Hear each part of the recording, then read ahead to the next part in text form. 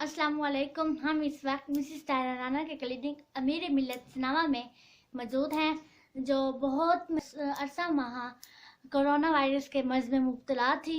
और हम उनसे पूछते हैं, और अब अल्लाह के फजल करम से वो कोरोना के साथ जंग लड़कर हमारे साथ मौजूद हैं और हम उनसे कोरोना वायरस के बारे में गुफ्तगू करते हैं। जी, कोरोना वायरस के बारे में बताएं और आपको बताएं कि आपको कोरोना वायरस कैसे हुआ और कोरोना वायरस की अलामत क्या है, हम इससे कैसे बच सकते हैं। जी, डिस्कस करना चाहिए क्योंकि ये तकरीबन 15 मार्च से हमारे पाकिस्तान में ज़ाहिर हुआ और उस दिन से लेके आज तक हम लोग मुख्तलिफ अदवार से गुज़रे हैं। तो कोरोना वायरस एक बीमारी है, एक इन्फेक्शन है, वायरल इन्फेक्शन है और ये इंसानी बॉडी पे असरअंदाज होता है, जिसका सबसे जो खूबसूरत या मनपसंद जगह जो है वो फेफड़े हैं। इंसान के फेफड़ों में ये जब अफेक्ट करता है तो वहाँ पे क्लॉटिंग शुरू हो जाती है, यानी खून जमना शुरू हो जाता है। ये हमारे जो ब्लड सेल्स हैं उनको गुच्छे की सूरत बना देते हैं। जब ये गुच्छा किसी भी जगह जाके फंस जाता है क्लॉट, तो वहाँ की सर्कुलेशन जो है अफेक्ट करती है। और वैसे भी ऑक्सीजन का लेवल जब खून गाढ़ा हो जाएगा, सर्कुलेट नहीं करेगा, तो ऑक्सीजन जो है वो कम पड़ जाएगी।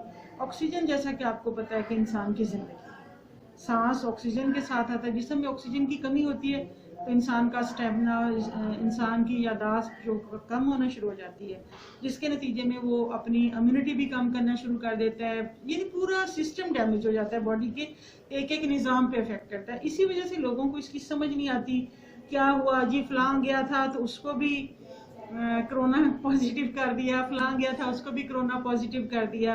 तो ये फ़र्क तो पड़ता है इस चीज़ से। बहरहाल ये एक बीमारी है और इसका इलाज से ज़्यादा बेहतर है कि एहतियाती तदाबीर इख्तियार की जाए जो हम इस बीमारी से बच सकें। कोरोना वायरस की अलामत क्या है, हाँ, क्या हम इससे कैसे बच सकते हैं?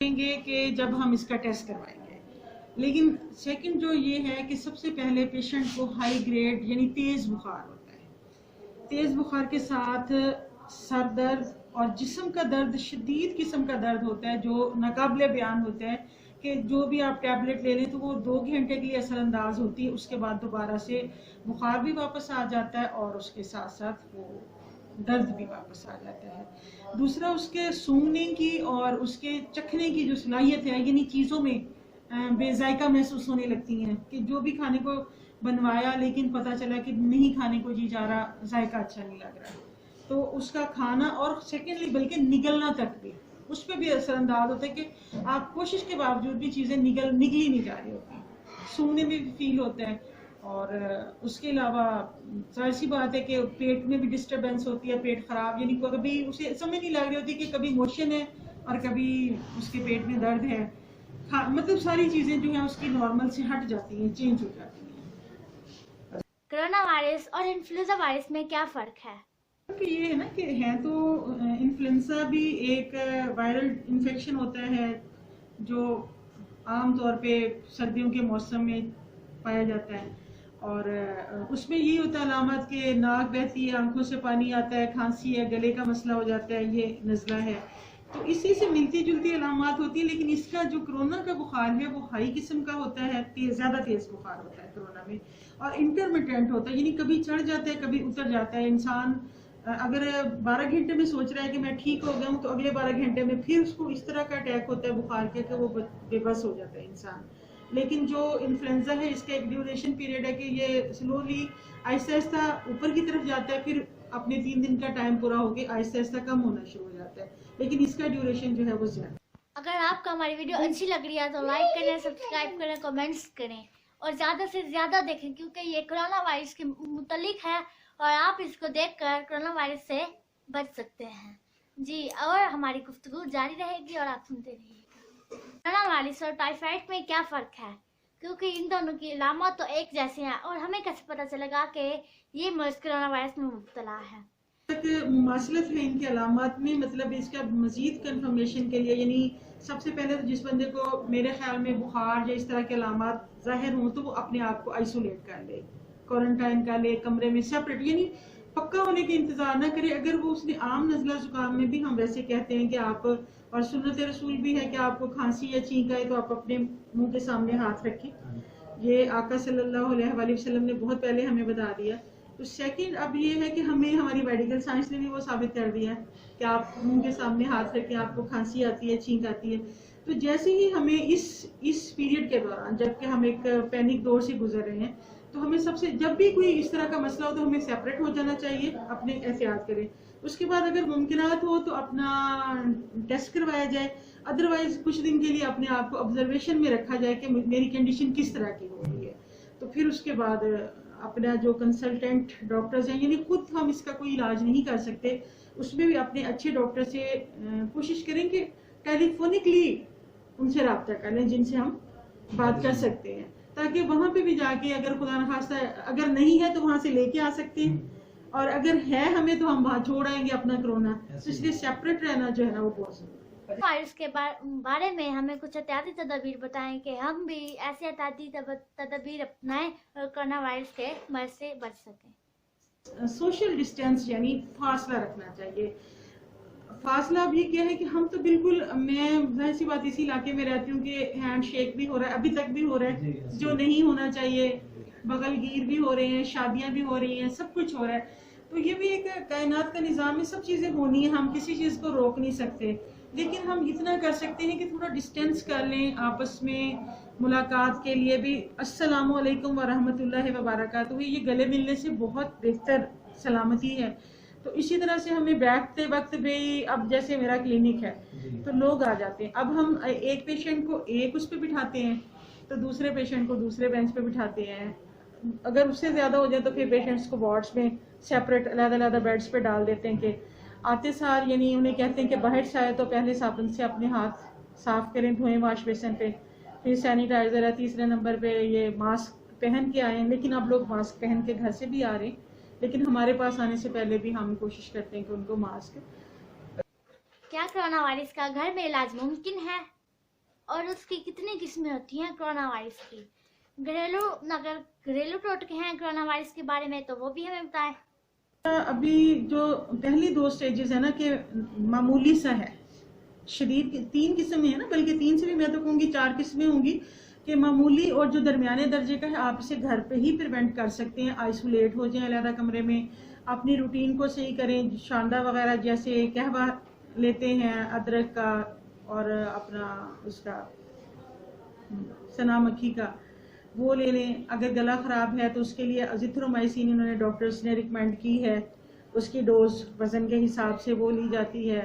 इसके अलावा हम शहद और गर्म पानी का इस्तेमाल करते रहे हैं। मैं मतलब अपने तौर पे भी मतलब इस दौरान जो था ना इम्यूनिटी बढ़ाने के लिए, यानी हॉस्पिटल्स में भी जो मेरी खुराक थी वो हॉस्पिटल्स वाले हमें एक शेड्यूल के मुताबिक देते थे, बहुत अच्छी डाइट, जैसे यानी उन्होंने नाश्ते में 2 अंडे देने हैं कि इम्यूनिटी से बेहतर होती है, दूध का गिलास देना है, नाश्ता मतलब प्रॉपरली टाइम पे आना है, दोपहर का खाना है, नहीं जी चाह रहा तो मतलब मैं हैरान होती थी कि हम वैसे हर वक्त कहते रहते हैं कुछ नहीं मिलता कुछ नहीं होता, लेकिन अल्लाह की ज़ात का शुक्र है कि इतना मतलब अच्छा माहौल कि अगर हम कहते अगर ब्लड प्रेशर का पेशेंट है तो उसे सॉल्ट फ्री खाना मिलता था इंडस हॉस्पिटल में, अगर कोई शुगर का पेशेंट है तो उसे शुगर फ्री मिल जाता था। और जिस तरह की हम चॉइस बताते थे कि हमने सॉलिड डाइट खानी है या कोई रोटी वगैरह लेनी है तो उसी तरह का खाना हमें मिल जाता था।